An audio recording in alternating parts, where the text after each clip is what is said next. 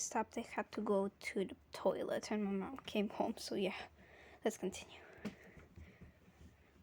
Talked about before, but I thought the connection between Ballora and mothers in this story was particularly interesting and worth calling out. Anyway, onward to the real story I want to address today, Step Closer, which isn't just sparking new theories, but is straight up confirming stuff that we've argued about for years. In it, we meet Pete, a 16-year-old who, due to their parents' divorce, has to babysit his little brother, Chuck the Chump. One day, while watching him at a Freddy Fazbear's Pizzeria, Pete, annoyed about having to be the responsible one, decides to scare Chuck a little by taking him backstage to see an out-of-service Foxy. Pete fires up the machine and Chuck runs away, leaving Pete alone to get seemingly hypnotized by Foxy's performance. A performance that repeats one line over and over. You can be a pirate, but first you'll have to lose an eye and an arm. And from there, you can probably guess what happens. Over the next few days, Pete gets into multiple accidents that put either his eye or his arm in danger. A scalpel nearly hits his eye in science class. A butcher knife almost chops off his hand at the store. A buzzsaw blade shoots out at him from a nearby construction site. He gets hooked in the face by a fishing line, and he almost loses a hand to a Chinese finger trap at the school carnival. Anyway, the two brothers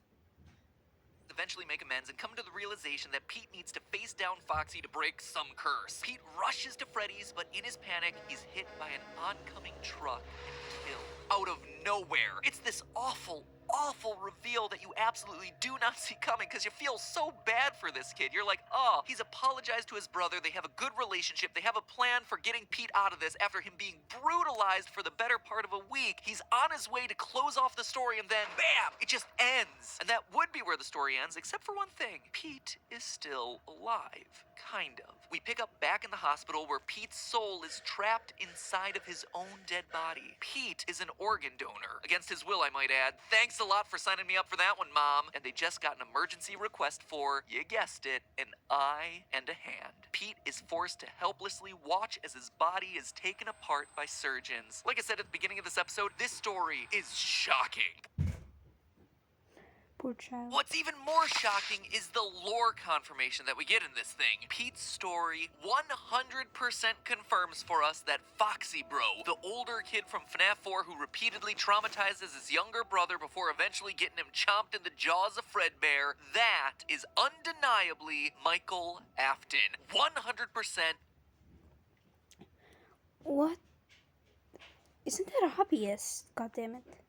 No doubt. It's something that we strongly suspected for a while, and something that later evidence started to throw into question, but this story, happening 5 years after that game's initial release, finally clears it up for us. Obviously, there are some superficial similarities here. Pete has a younger brother who's scared of the animatronics, just like Foxy Bro has the crying child, his younger brother who's scared of the animatronics. Pete is connected to Foxy throughout the story, just like the brother in the Foxy mask. Pete and Chuck's parents are divorced, just like it seems William and Mrs. Afton are in the game, leaving the older brothers alone to care for their younger siblings. At one point in the story, Pete's hand starts to turn purple, which points us back to Michael Afton and sister location physically turning purple. And lastly is that final scene where Pete should be dead, but isn't, which exactly mirrors the iconic words of one Michael Afton. Father, it's me, Michael. I should be dead, but I'm not. But all of it is just a bunch of weak parallels between Foxy Bro and Michael and Pete, and Foxy Bro and Pete. How do we know for sure that all three of these characters are connected?